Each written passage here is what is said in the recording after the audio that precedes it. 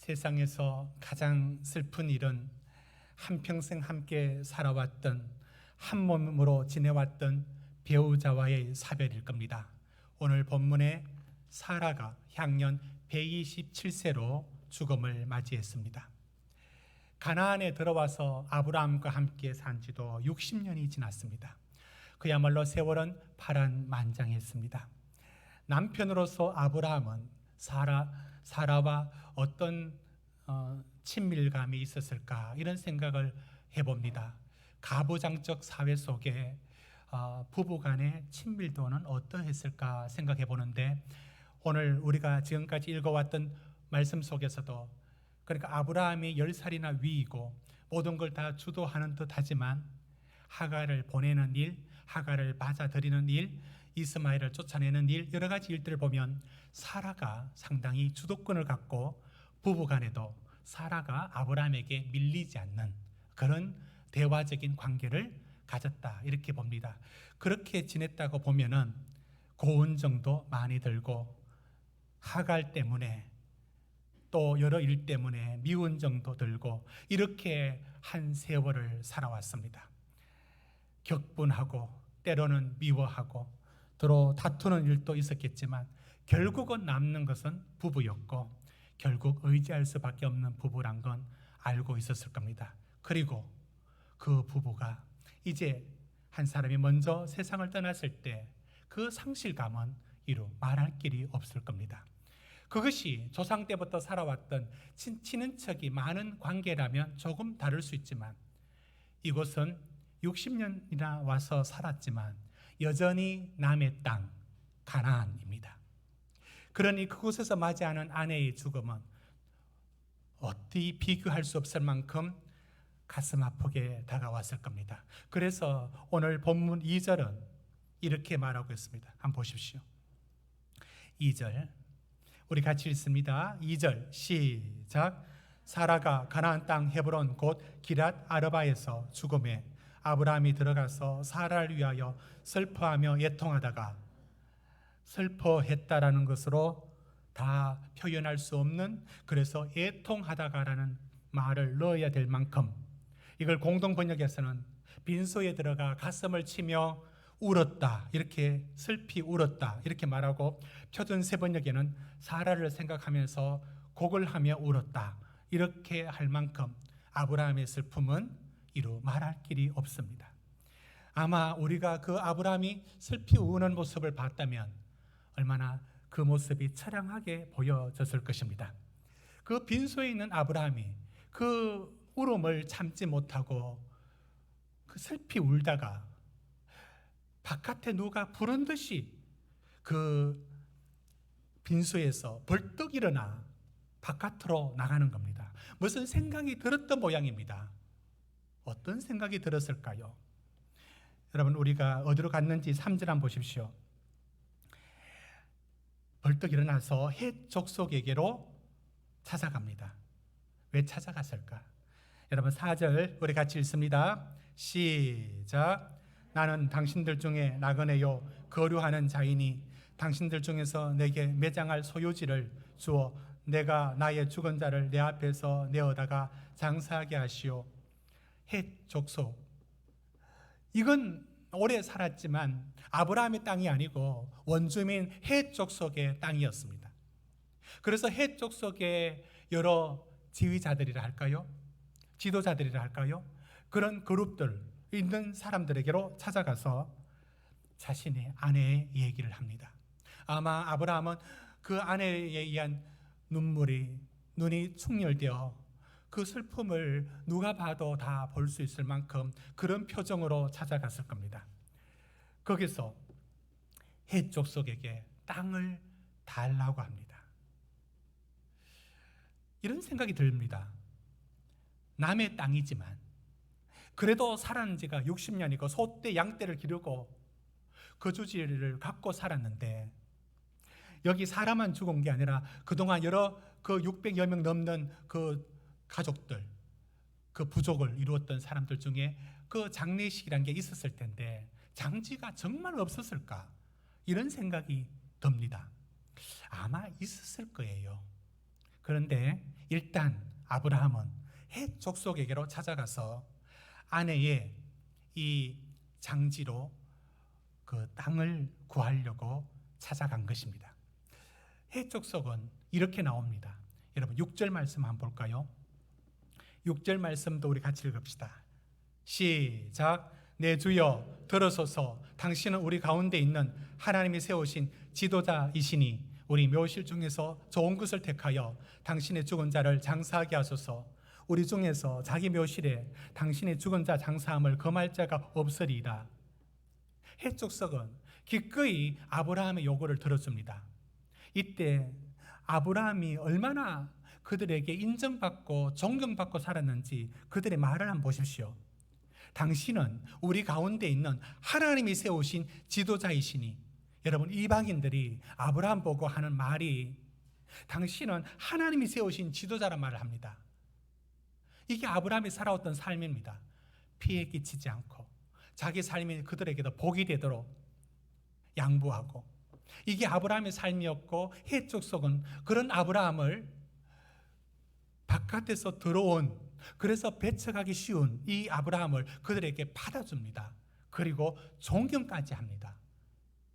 그러면서 기꺼이 우리 공동묘지, 우리 묘실에 당신의 아내를 묘지로 삼아라 라고 장지로 허락을 해줍니다. 그러면 아브라함이 예 감사합니다 라고 그 장지를 얻었던 그 땅에 장례식을 치르기도 바쁠 텐데 또 다른 요구가 있는 모양입니다. 뭐냐면 8절 한번 보십시오.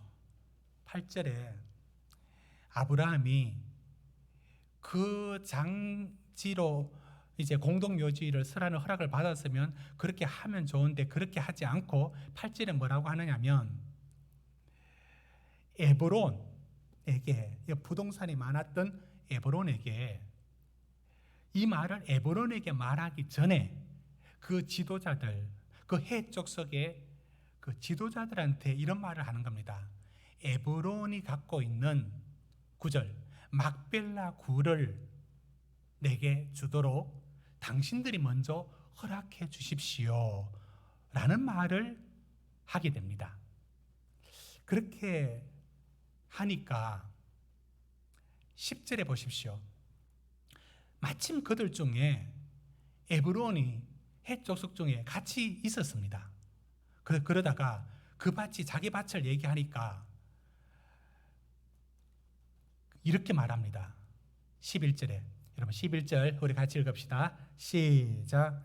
내 주여 그리 마시고 내 말을 들으소서. 내가 그 밭을 당신에게 드리고 그 속의 굴도 내가 당신에게 드리되 내가 내 동족 앞에서 당신에게 드리오니 당신의 죽은 자를 장사하소서. 그러자 그 에브론도 아브라함에게 아주 존칭을 쓰면서 아브라함, 당신의 아내의 장지를 쓰는 것 내가 기꺼이 내 밭머리에 있는 막벨라 굴을 당신에게 드립니다.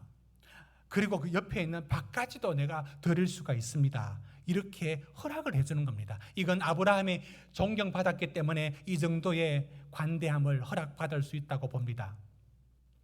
그런데 여기에 미묘한 그 요구가 서로 맞지 않는 게 있습니다. 뭐냐면 헷 족속은 허락을 해주는데 그 장소로 장지를 허락을 해주는데 무상으로 하라는 겁니다. 그냥 얼마든지 마음껏 쓰십시오 이렇게 얘기합니다. 그리고 땅 주인 에브론도 당신이 쓰시려면 얼마든지 쓰십시오, 옆에 있는 밭까지도 같이 쓰십시오 라고 말합니다. 그러면 아브라함이 받아들이면 되지 않겠습니까? 그게 아니에요. 아브라함의 요구는 어디 있느냐면 아내의 장지인 그를 구하는 데만 있는 게 아닌 것 같아요. 그렇다면 지금 아브라함이 여기서 그래도 60년을 지냈는데 아내의 묻을 장지가 없겠습니까? 아니, 그것이 이제 헷 족속에게 허락을 받아야 되는 부분이 있다라고 하면 허락을 이렇게 해주는 겁니다. 존경해서. 그러면 장례식을 치르면 되는 것 아닙니까? 근데 아브라함이 자꾸 무슨 얘기를 하느냐면 물러서지 않고 그 태도를 한번 보십시오. 7절에 해 쪽석을 향하여 몸을 굽히고, 굉장히 아주 이렇게 공손하게 엎드려서, 여러분 12절도 한번 보십시오. 아브라함이 백성들 앞에서 몸을 굽히고, 그 100여 세의 아브라함이 아내의 죽음을 안고 그 슬픔을 딛고 가서 부탁을 하니까 그들이 흔쾌히 들어주는데, 그래서 장지를 받아서 장례식을 치르면 되는데 그게 아니에요.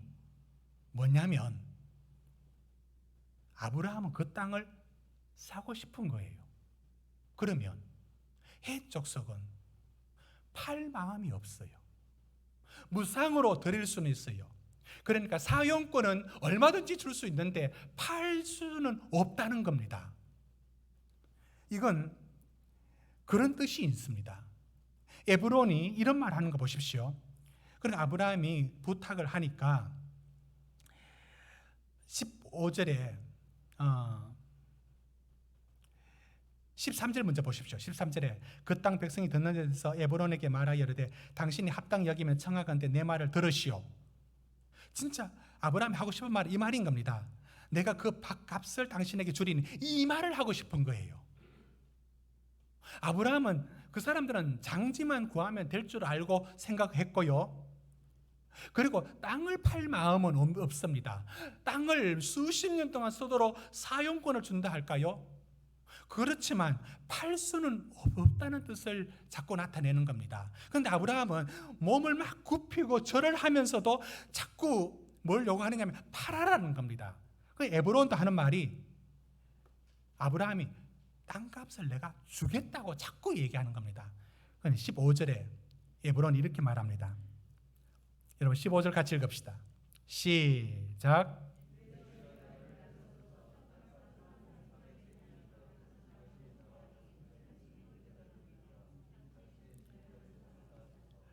그러니까 이것 거래하지 말고 그냥 쓰라고, 이렇게 완곡하게 팔 마음이 없다는 것을 말하고 그냥 쓰라는 겁니다.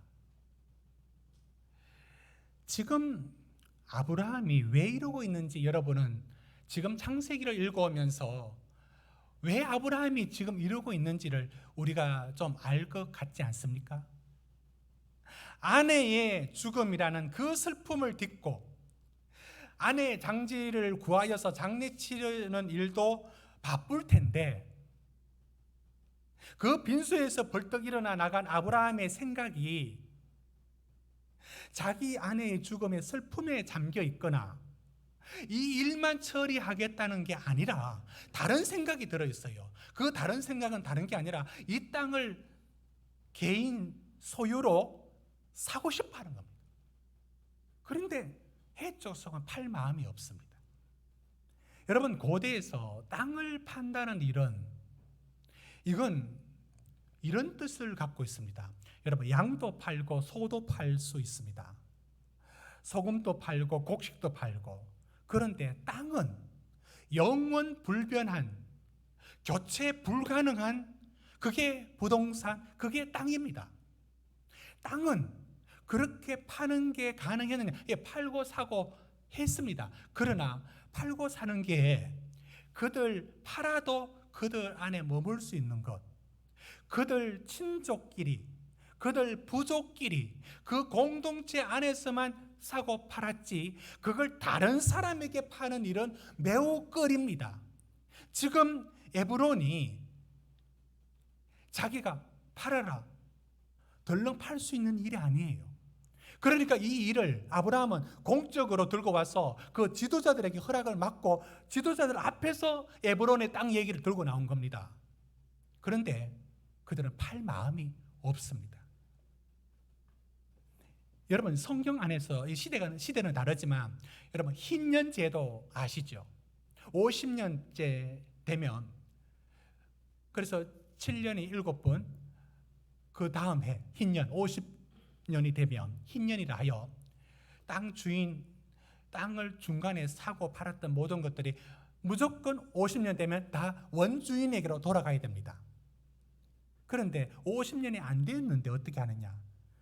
레위기 말씀에 보면 그럴 때는 그 땅값을 계산하도록, 여러분 25장 15절을 한번 보십시오. 그 흰년 후에 연수를 따라서 너는 이웃에게 살 것이요 그도 소출 얻을 연수를 따라서 내게 팔 것인저. 이게 무슨 말씀을 하느냐면 흰년이 되면 와 다 원주인에게로 원래 다 돌아가야 됩니다. 그런데 팔았던 사람이 그걸 50년 됐다고 그냥 가져오면 그렇지 않습니까?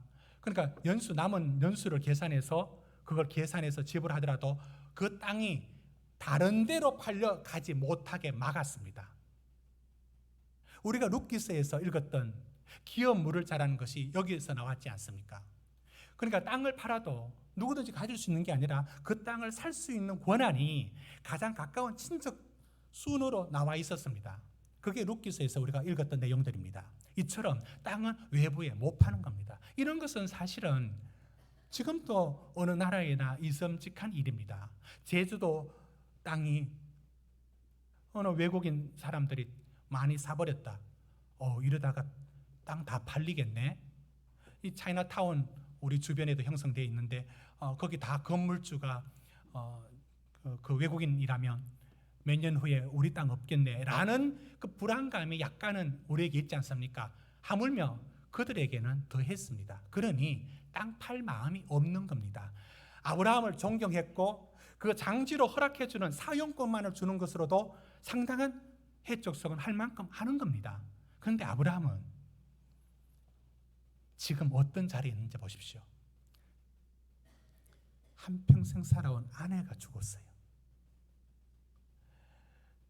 눈물을 채 감추지 못하고 해적석에 찾아가서 백세 넘은 그 노구를 안고 엎드려 절을 하면서 허락을 맡았는데 물러서지 않고 자꾸 팔아라고 얘기를 하는 겁니다. 그러니까 에브론이 가격을 터무니없이 많이 부릅니다. 다시 한번 보십시오. 15절에 얼마였습니까? 땅값은 은 400세겔. 이게 성경 앞뒤 구절 따져서 이 가치가 얼마 있는지 알 수 있습니다. 한마디로 입이 딱 벌어질 정도로 너무나 많은 비용입니다. 너무나 비싼 가격을 부르는 겁니다. 이 말은 팔 마음이 없다라는 뜻인 겁니다. 에브론이 돈 더 받으려고 한 게 아니라 아예 이건 거래할 게 아니다 이런 뜻으로 400세겔을 부르는 겁니다. 놀라운 것은 아브라함은 이걸 흥정으로 가져가지 않습니다. 400세겔은 안 팔겠다라는 말로 고가를 부른 겁니다. 그런데 아브라함은 흥정 없이 바로 지불하고 삽니다. 왜 그랬을까? 저는 성경에서 아브라함의 여러 모습들 속에서 아브라함이 인간이고 우리와 같은 모습 맞습니다. 그러나 점점 믿음의 사람으로 되어가는 과정도 우리에게 보여줍니다. 대단하지 않습니까? 아내의 죽음이라는 슬픔을 안고 있으면서도 그 일만 처리하는 게 목표가 아니에요. 이번 기회에 하나님이 내게 주실 약속의 땅, 너와 너의 후손에게 주리라 했던 그 땅, 60년이 되었지만 내게 한 평도 없는 땅이지만 진짜로 이번에는 하나님이 주신 그 약속을 내 땅으로 만드는 일을 해야겠다는 생각을 그게 번뜩 들어서 빈소에서 일어나서 해쪽 속에 찾아간 겁니다. 여기서 우리는 알 수 있습니다. 아브라함이 정말 사려고 했던 것은 장지로서가 아니라 소유지를 삼아서 하나님이 나에게 어쩌면 나는 그 약속을 못 보고 죽을 수도 있어. 그러나 그 다음 세대에게 하나님이 이 땅을 주시겠다는 약속의 그 거주지를 내 소유로 확고하게 확정짓는 일을 해놓고자 오늘 아브라함이 이렇게 한 겁니다.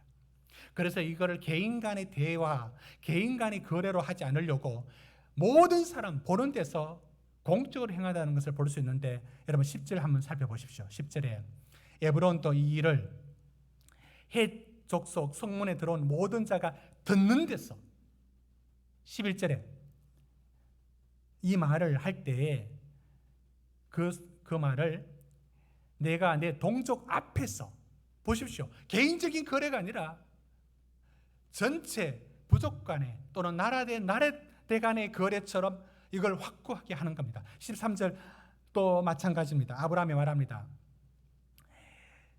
내가 그 밥값을 당신에게 주리니 당신에게서 받으시오. 내가 나의 죽은 자를 거기 장사하겠나이다 할 때 그 앞에 보면 그 땅의 백성이 듣는 데서 이렇게 합니다.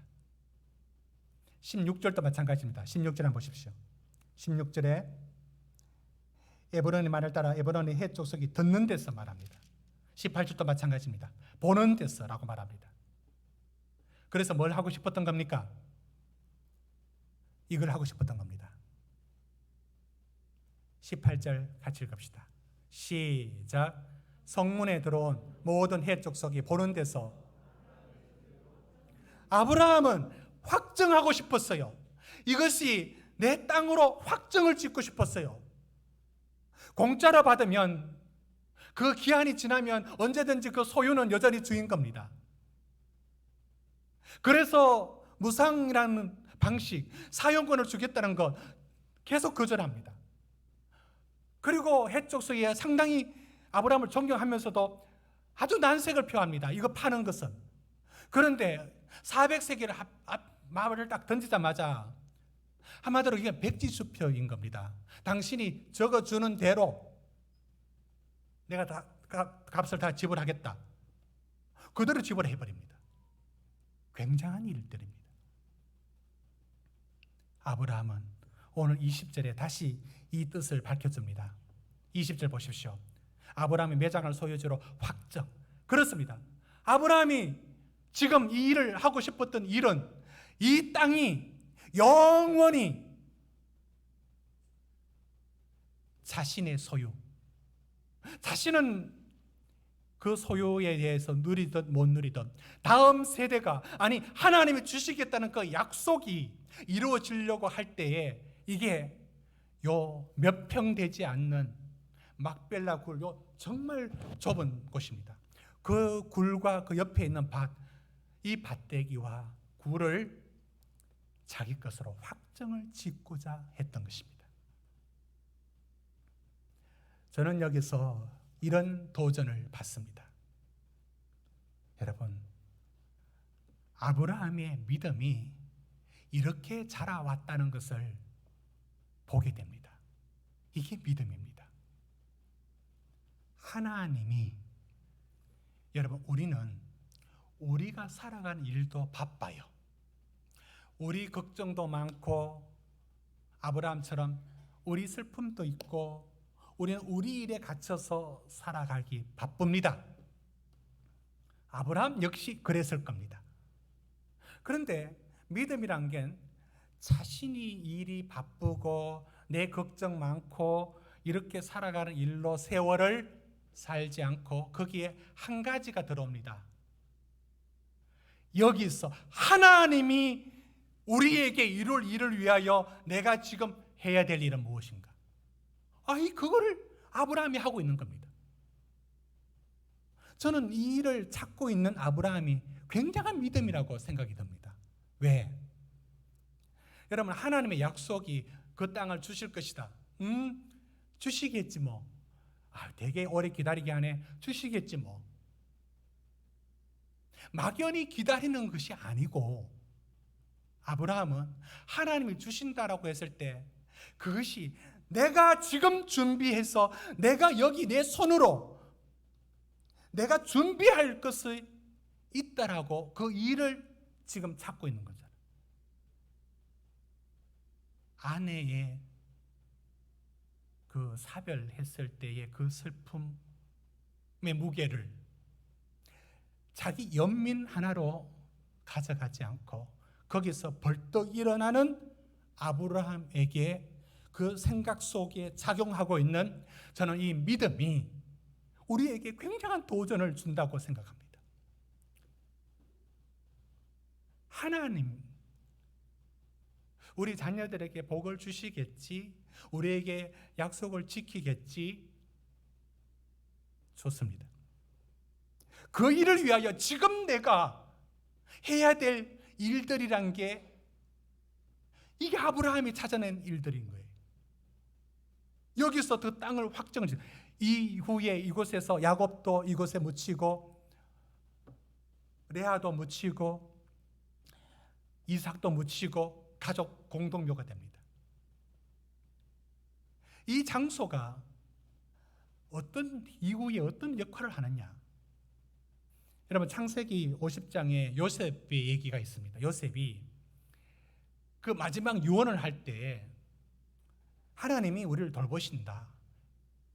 그래서 말합니다. 아브라함과 보십시오. 당신들을 이 땅에서 인도하여 내사 아브라함과 이삭과 야곱에게, 지금 이걸 애굽에서 하는 말입니다. 아브라함과 이삭과 야곱에게 맹세하신 땅에 이르게 하시리다. 그 땅에 갈 것이다. 25절. 그러면 하나님 우리를 반드시 그쪽에 가게 하실 텐데 내 해골을 이장시켜 달라. 여러분, 이게 요셉의 당부였습니다. 요셉도 자신의 죽음이라는 마지막 유언을 동원하여 하나님의 약속의 땅에 갈 것에 대하여 그들이 내 해골을 들고 가라라고 한 말은 정말 자기 뼈를 걱정하는 거겠습니까? 풍수지리 생각해서 좋은 땅에 묻히겠다는 그런 마음일까요? 그런 게 아니라 이것을 옮기는 유언까지를 동원하여 하나님의 약속의 땅에 가도록 만드는 것처럼 오늘 아브라함이 바로 그 이야기에 씨앗을 뿌린 겁니다. 그 막벨라 꿀이 아직 그 많은 가나안 땅에 아직 하나님 그들에게 주시지 않았습니다. 그러나 거기만큼은 아브라함 땅이었습니다. 마치 계약금을 먼저 받은 것 같습니다. 가나안 땅을 받을 것이라는 약속을 확고하게 받는 역할을 했던 것입니다. 사랑하는 성도 여러분, 저는 오늘 아브라함이 했던 일이 오늘 우리에게는 어떤 일로 작용할지를 생각해 봤습니다. 제가 오랫동안 봤는데 최근에 한번 갔을 때는 보이지 않더라고요. 돌아가신 것 같습니다. 죽도시장에 난전에, 그러니까 뒤에 건어물 파는 데가 있고 그 앞에 그 전봇대가 하나 있고 한 평 정도 이렇게 요만큼 해놓고 생선을 파는 할머니가 계셨어요. 허리가 땅을 물고 다녔어요. 90도 꺾여서 이렇게 다녔었어요. 언제나 가면 거기 계셨어요. 그래서 생선 몇 마리 놓고 1년 365일을 거기 붙어 있어 삽니다. 아, 그러신 분인가 이렇게 늘 지나쳤는데 거기 사시는 분이 얘기를 했습니다. 저 할머니 대단하신 분이라고. 저 한 평짜리 곳 앉아서 생선 팔아서 자녀들 다 대학 보내고 집 다 사고 손주들까지도 뒤를 봐준대요. 근데 그 말을 듣고 그때 그 할머니를 보니까, 여러분, 우리 삶을 열심히 사는 것도 귀하죠. 그런데 내가 희생하고 내가 애쓰는 것이 누군가의 삶을 열어주고 누군가의 미래를 열어주는 일이라면 그 전봇대 밑에 쪼그리고 앉아서 종일 365일을 생선 배 가르면서 하는 그 일들이 그냥 내가 살기 위해서 하는 일보다 그 수고와 그 희생이 누구의 길을 열어주고 누구의 미래를 열어주는 일이라고 볼 때 얼마나 귀합니까? 아브라함이 했던 일이 그 일 아닙니까? 저는 우리 인생 속에 우리도 우리 할 일이 많잖아요. 우리도 우리 슬픔이 있고 우리 걱정이 있고 우리 염려가 있지 않습니까? 그런데 믿음이란 게 뭐냐면 천국 가면 되지, 그게 믿음이 아니에요. 하나님 내게 주시는 이 땅에서 내가 당신의 나라 위하여 지금 내가 할 일이 있는 거예요. 지금. 여러분, 은 400세겔이라는 그 가격을 앞뒤 성경 얘기 속에 그 가격을 따지면 정말로 이 말도 안 되는 수억의 돈입니다. 한마디 흥정 없이 살 때 사람들이 이해를 했겠어요? 그 속에 갖고 있었던 거, 하나님 주시는 이 땅, 지금 내가 여기서 도장을 찍어놔야 돼. 이게 후손들에게 분명히 역할을 할 거야. 하나님 주실 약속을 붙드는 고리 역할을 해줄 거야. 그 마음을 아내의 죽음의 그 빈소에서 일어나서 그 일을 행하고 있는 아브라함의 모습이 현재만 급급해 사는 게 아니라 하나님 나라 위에서 기꺼이 내가 드리는 것, 이게 그의 삶이었습니다. 사랑하는 성도 여러분, 이건 우리 교회 차원도 마찬가지입니다. 우리가 우리 신앙생활 하기도 바쁘죠. 힘들죠. 그래서는 안 됩니다. 우리는 다음 세대가 이곳에서 찬양하고 이곳에서 예배하는 곳으로 만들기 위하여 마땅히 수고해야 합니다. 우리가 하나님 나라 위해서 희생하고 봉사하는 거, 남들 보면 바보 같아요. 낭비 같다고요. 낭비. 저 아이한테 하는 거, 우리 교회 섬기는 거, 그게 뭐가 있습니까? 뭐 눈에 들어오는 게 있습니까? 뭐 그거로 복 받는다고 뭐 현실적으로 뭐 확 들어오는 게 있습니까? 없습니다.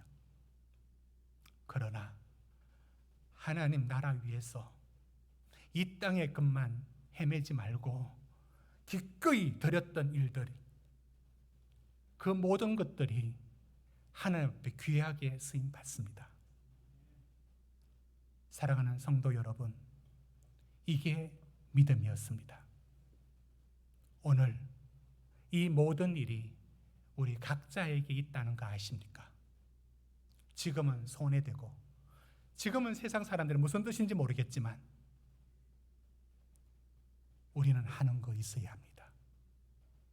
하나님 앞에 이 섬김과 희생과 봉사, 기꺼이 주님 앞에 드리는 이 모든 것,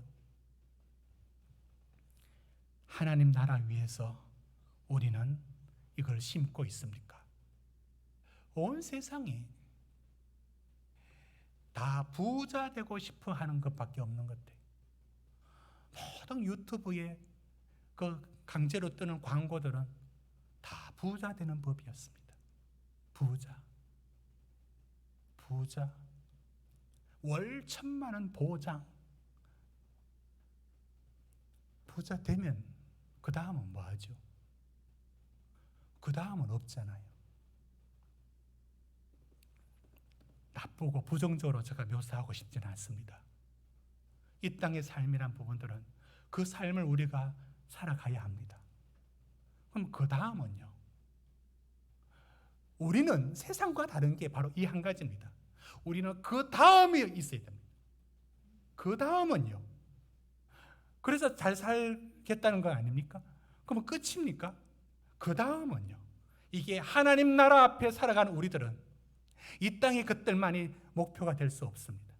하나님의 영원한 것들을 위해서 기꺼이, 오늘 낭비처럼 보이고 손해처럼 보이지만 하나님께 드리는 것이 무엇이어야 되는지 우리 각자에게 발견되어야 되는 겁니다. 우리 함께 기도하시겠습니다.